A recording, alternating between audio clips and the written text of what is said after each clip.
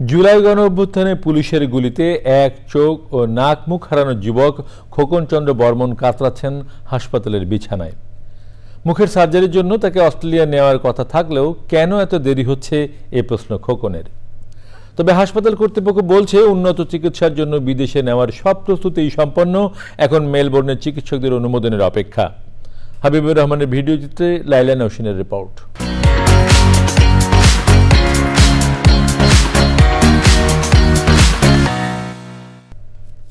শেরপুরের তরুণ খোকন চন্দ্র বর্মন জুলাই গণঅভ্যুত্থানের সময় ৫ই আগস্ট যাত্রাবাড়ি ফ্লাইওভারের নিচে গুলিবিদ্ধ হয় সে।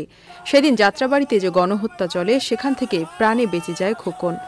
নাক মুখ চোখ হারানো খোকন যেন বিগত সরকারের নারকীয় দুঃশাসনের প্রতীক হয়ে আছে। প্রায় ৪ মাস ধরে খোকন ভর্তি আছে রাজধানীর জাতীয় বার্ন অ্যান্ড প্লাস্টিক সার্জারি ইনস্টিটিউটে।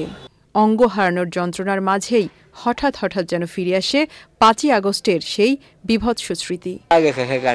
আমি গেছি সেখান থেকে আমার ভাই গড়িয়ে আসছে, যখন আমি গেছি একটা হাঁকুর জায়গায় আমি বসেছিলাম, কিন্তু সেখানে গিয়েও আমাকে খুব কাছ থেকে হয়তো আমার মাথায় গুলি করতে চাইছিল, ভাগ্যবশত গুলিটা আমার মুখে রেখে করে যায়, যার কারণে আমার এরকম হয়ে যায়।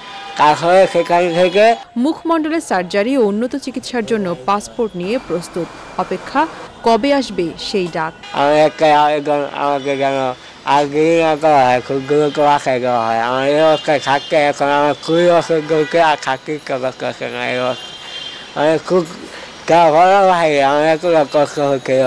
যদি একটু দ্রুত চেষ্টা করে উপদেষ্টা স্যার ম্যাডামরা, তাহলে হয়তো তার যে বিষয়টা একটু দ্রুত হতো আর কি। অস্ট্রেলিয়ার মেলবোর্নের সেন্ট ভিনসেন্ট হাসপাতালে খোকনের সার্জারির ব্যবস্থা করা হলেও এখনও কেন বিলম্ব হচ্ছে জানালেন দায়িত্বরত চিকিৎসক। খুবই জটিল একটা অপারেশন, ওদের জন্য জটিল, তাই ওদের কিন্তু এই ডিসিশনটা নেওয়াটা একটু সময় লাগতেছে যে আমরা কোনটার পর কোনটা করব।